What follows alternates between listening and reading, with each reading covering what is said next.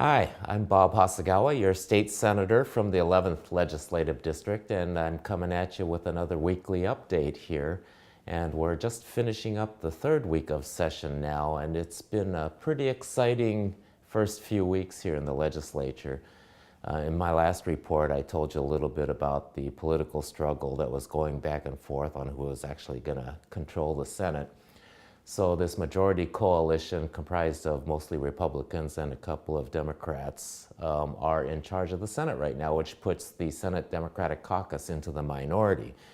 So I've been assigned as what we call a ranking member on the Government Operations Committee. Now, the ranking member is the minority's version of a chair. So I'm chairing the Senate Democrats on the Government Operations Committee, which gets the most bills of any committee during session. Last year they had over 100 bills come through this committee. So I'm looking forward to serving you on that committee. I'm also on the Ways and Means Committee, and that hasn't cranked up into full gear yet. But you know, as we get down to crunch time in writing the budget, that will be the key position, key committee for me to be able to look out for our community's interests in budget items. My third committee is on commerce and labor, and that's where most of the action has focused this past week. I don't know if you've followed Olympia much, but we have had a whole series of bills filed by the Republicans to basically dismantle workers' comp, is how I see it. So I call it workers' comp deform package is what they're promoting. So these bills, ostensibly from their perspective, they're saying it's going to create jobs. Well, I don't buy that argument. In no way do any of these bills create jobs. They're just destroying the security for our working families and our employees who rely on some insurance against an industrial injury, which could happen from manual laborers to white-collar workers. It's a security blanket that all of our families rely on to ensure that if any of our breadwinners are injured on the job, that our families are not going to lose their roofs over their heads or the food off of their table. So any movement backward in this area, I'm going to strongly oppose.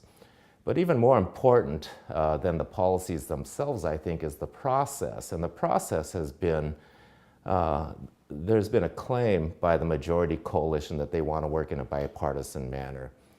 Well, if you look at the way they're operating these committees, just the opposite has been the case. Most of these worker comp deform bills have been jammed through session, voted on without full input from all of the people who came down here to testify. We had a hearing on them one day where we had to move the committee to the large meeting room because we're overflowing the small one. So we overflowed the large committee room and overflowed a second committee room of all the people who came to testify in Olympia to oppose these worker comp deform bills. And they never really got a chance to speak their mind on what they think about these bills. So we moved these bills out of committee regardless of that lack of input, and those bills are now sitting on the Senate floor waiting to be voted on. We'll probably be taking action on them by the time you see this video. Other bills that they're trying to jam through are to repeal Family Medical Leave Act. This is a bill that was designed to allow parents to take care of sick children, family members to take care of injured family members, elders, whatever. So to repeal this is really, in my view, an unconscionable step backward from creating the type of civilized society we all want.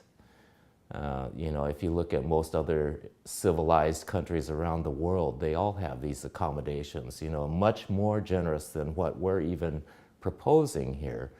For instance, if you go to Denmark or Sweden, a new mother and father will get 2 years off just to make sure that the child gets a strong foundation and to build that bonding relationship.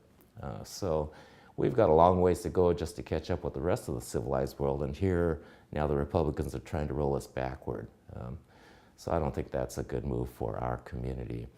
Another bill that they're looking at pushing through is a sub-minimum wage bill. They're trying to destroy the minimum wage that we have in Washington State and force people to work at $7.25 an hour.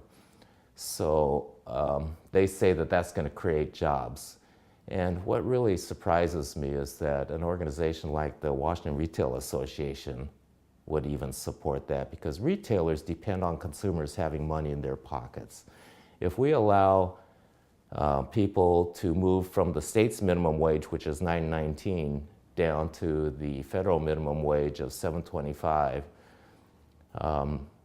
that's a lot of money that otherwise would be spent circulating through our community through these retail outlets. So I think that they're cutting off their nose to spite their face when they advocate to reduce the minimum wage. And besides, it's not moral for us to say that somebody needs to raise their family on $14,000 a year. So I'll be opposing that bill as well. So that's just giving you a flavor of what's going on in Olympia. I thank you for the privilege of being able to stand up for our communities in the Senate. And I'll look forward to talking to you during my next weekly update. Thanks. I'm Bob Hasegawa, your state senator from the 11th District. Thank you.